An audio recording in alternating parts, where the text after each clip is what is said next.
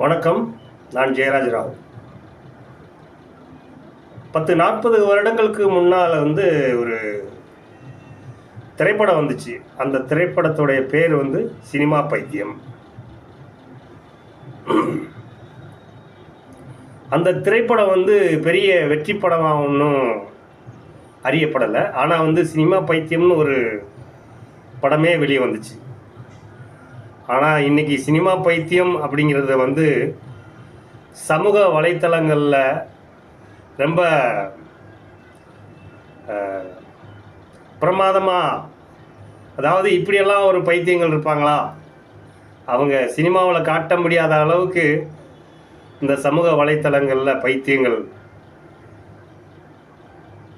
போய்கிட்டு இருக்காங்க.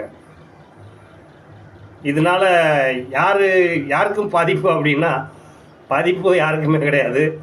நம்ம பார்க்கலாம், சிரிச்சிட்டு கடந்து போகலாம். ஆனால் அந்த குடும்பத்து நபர்கள், அந்த ஊரில் வசிக்கும் மக்கள் இருக்காங்க இல்லையா, அவங்கள எவ்வளவு மன உளைச்சலை உண்டு பண்ணுறாங்கன்னு தெரியுமா? இப்படியெல்லாம் ஒரு பைத்தியங்கள் இருக்காங்களா? இதெல்லாம் ஆஸ்பத்திரியில் இருக்க வேண்டியதெல்லாம், அதாவது பைத்தியங்கள் மனநல மருத்துவமனையில் தான் இருக்கணுங்கிற நிர்பந்தம் கிடையாது. வெளியிலேயே நிறைய பேர் அலைகிறாங்க. ஆனால் இவ்வளவு ஸ்டைலாக பைத்தியங்கள் அலைகிறத நம்ம இப்போ தான் பார்க்க முடியுது.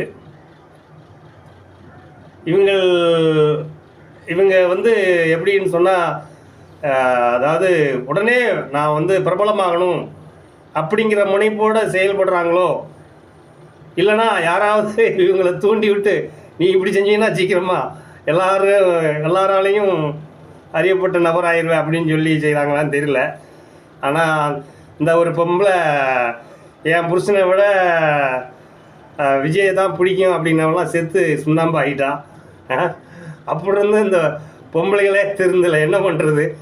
எம்ஜிஆர் மாதிரி, அதாவது ஒரு முதல்லலாம் அவ்வளோ படிப்பறிவு இல்லாத மக்களாக இருந்தாங்க. படம் பார்க்க போனாங்கன்னா என்ன பண்ணுவாங்கன்னா, எம்ஜிஆர் படத்தில் ஒரு வில்லன் நடிகர் ஒரு பெண்ணை கற்பழிக்க போவார். பாரு இப்போ வந்துடுவார் எம்ஜிஆர் அப்படின்னு அவங்க நம்பினாங்க. அதை விட மோசமான